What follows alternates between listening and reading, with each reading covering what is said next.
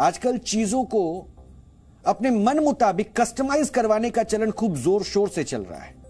इस विश्लेषण को जरा गौर से देखिए, क्योंकि लोग अपनी गाड़ियों को, बाइक को अपने हिसाब से कस्टमाइज करवा लेते हैं, उसमें जरूरी बदलाव करवा लेते हैं। इसी तरह लोग अपने कपड़े, जूते और एसेसरीज भी नहीं, गैजेट्स को भी अपने हिसाब से कस्टमाइज करवा लेते हैं और इस कस्टमाइजेशन का कारोबार लगातार बढ़ता ही जा रहा है। लेकिन क्या आप सोच सकते हैं कि आप अपनी ड्रेस, अपनी गाड़ियों और अपनी एसेसरीज की तरह अपने बच्चे भी कस्टमाइज करवा सकते हैं? आपने सही सुना।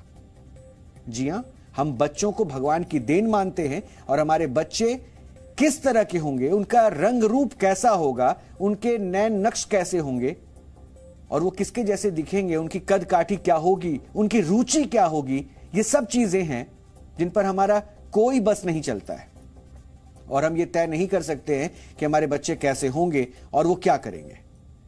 लेकिन अगर मैं अब आपसे ये कहूं, यह संभव हो सकता है, आप अपने बच्चों को भी कस्टमाइज करवा सकते हैं और वो भी अपनी पसंद के अनुसार, तो आप क्या कहेंगे? आपको बिल्कुल भी हैरान नहीं होना चाहिए, क्योंकि जो मैं कह रहा हूं और जो हम बताने जा रहे हैं उसमें ऐसा ही दावा किया जा रहा है। जर्मनी के एक साइंटिस्ट हाशल अल घायली ने एक ऐसी लैब बनाने का दावा किया है जिसमें बच्चे मां के गर्भ में नहीं बल्कि मशीन के जरिए पैदा हो सकेंगे। हो सकता है यह सुनकर आप हैरान रह गए होंगे और सोच रहे होंगे कि भला ऐसे कैसे हो सकता है, लेकिन हाशल अल घायली तो यही कह रहे हैं और इसलिए आज हम बच्चे पैदा करने वाली उनकी फैक्ट्री और उनके दावे का डीएनए टेस्ट करेंगे। और हमारा यह विश्लेषण आपको जरूर देखना चाहिए, क्योंकि यह साइंस का वो दावा है जो अगर सच साबित हो गया तो सब कुछ बदल देगा। दरअसल हाशम अल घायली ने इक्टो लाइफ नाम की एक कंपनी बनाई है। इसे आप कंपनी की जगह बच्चा पैदा करने वाली फैक्ट्री कह सकते हैं। और उनका दावा है कि उनकी कंपनी में पॉड्स में बच्चे पैदा किए जा सकेंगे।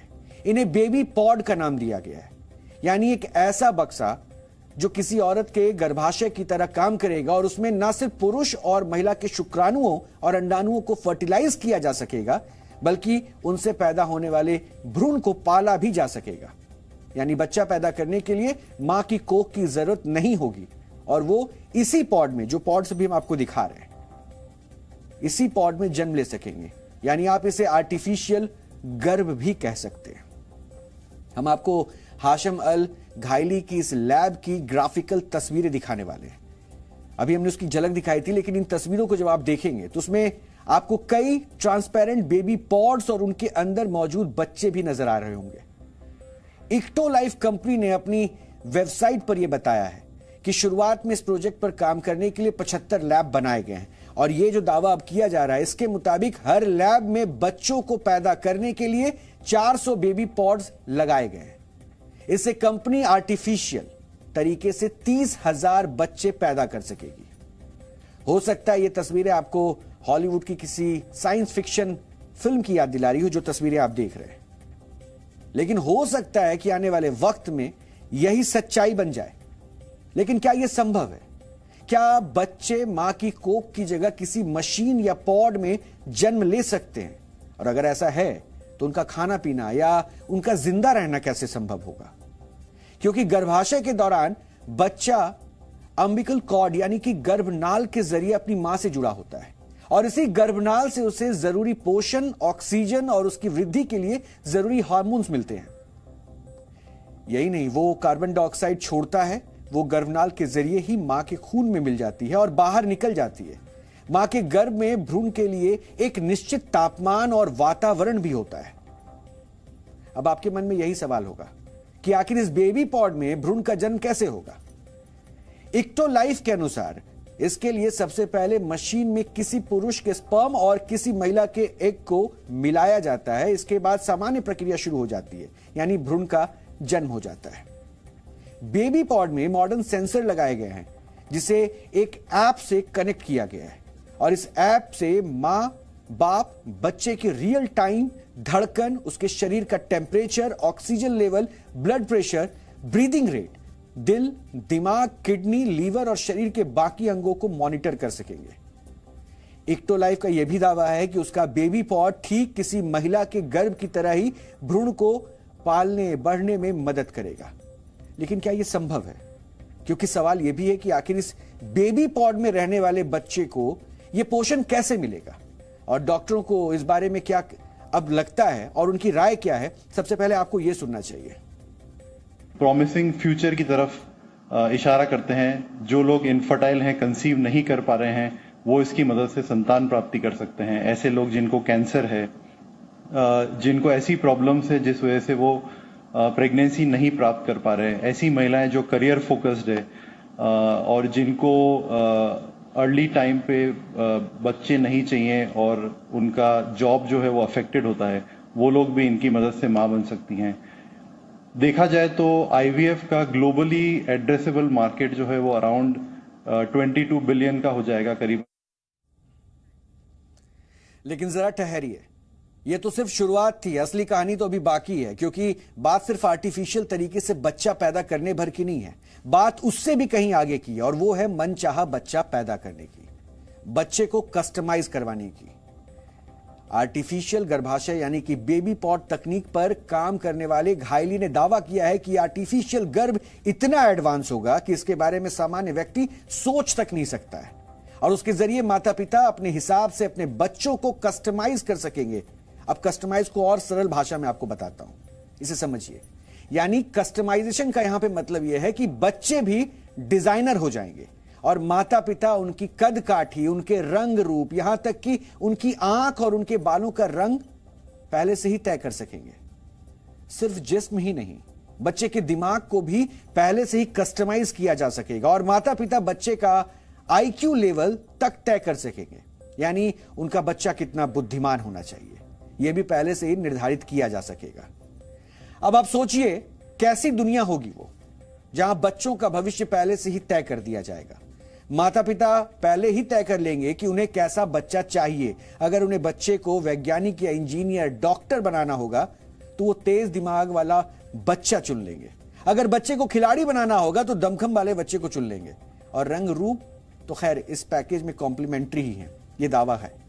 लेकिन क्या ऐसा संभव है? फिर से वही सवाल।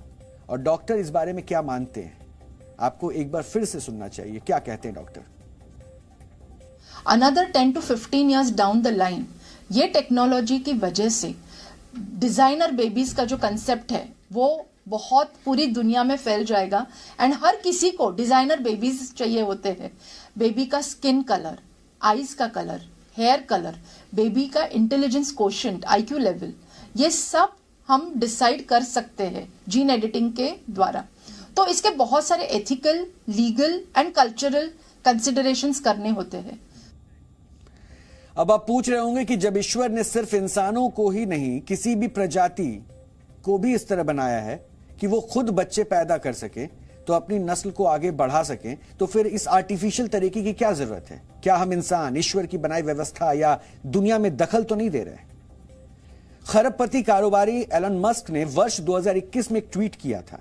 उन्होंने कहा था कि उन्हें इंसानियत के खत्म होने का डर है, क्योंकि वो विश्व की जनसंख्या के घटने को लेकर चिंतित हैं। और अगर दुनिया में ही पर्याप्त लोग नहीं बचेंगे तो मंगल में रहने कौन जाएगा? इक्टो लाइफ के मालिक घायली ने इसी समस्या को अपने आविष्कार की वजह बताई, और उन्होंने दावा किया कि उनके इस आर्टिफिशियल गर्भ की सुविधा से जापान, बुल्गारिया और दक्षिण कोरिया जैसे देशों में जनसंख्या बढ़ाई जा सकेगी, जहां आबादी तेजी से कम हो रही है और लोग बच्चे पैदा करने में कतरा रहे हैं। यही नहीं, आज दुनिया भर में निसंतान लोगों की संख्या में भी काफी तेजी देखने को मिल रही है। विश्व स्वास्थ्य संगठन के अनुसार पिछले 70 वर्षों में जन्म दर में करीब 50% की गिरावट आई है, और दुनिया भर में 15% लोग ऐसे हैं जिन्हें इनफर्टिलिटी से जुड़ी दिक्कतें हैं। यही नहीं, जापान, स्पेन, पुर्तगाल, थाईलैंड और साउथ कोरिया जैसे 23 ऐसे देश हैं जहां जन्म दर खतरनाक स्तर तक घट चुकी है, और यहां सरकारें ज्यादा बच्चा पैदा करने के लिए लोगों को प्रोत्साहित भी कर रही है। यानी अगर यह तकनीक कामयाब होती है तो निसंतान दंपतियों के लिए बेहद अहम साबित हो सकेगी। यही नहीं, इस बेबी पॉड को आर्टिफिशियल इंटेलिजेंस से भी जोड़ा जाएगा और इसमें पैदा होने वाले बच्चों की जेनेटिक इंजीनियरिंग की जा सकेगी, और इससे जन्म के साथ होने वाली जेनेटिक डिसऑर्डर या बीमारियों से भी बचा जा सकेगा। वैसे इससे पहले भेड़ों और चूहों को इसी तरह आर्टिफिशियल गर्भ में पाला जा चुका है। वैसे वर्ष 1978 में दुनिया का पहला टेस्ट ट्यूब बेबी ब्रिटेन में पैदा हुआ था। लुइस ब्राउन का जन्म विज्ञान की दुनिया में बहुत बड़ी कामयाबी के तौर पर देखा गया था, लेकिन आज करीब 45 वर्ष बाद यह तकनीक यानी कि आईवीएफ हकीकत बन चुकी है। हॉलीवुड फिल्म मैट्रिक्स का एक डायलॉग है कि human are no longer born but grown, यानी कि आने वाले वक्त में इंसान जन्म नहीं लेगा, उन्हें बनाया जाएगा।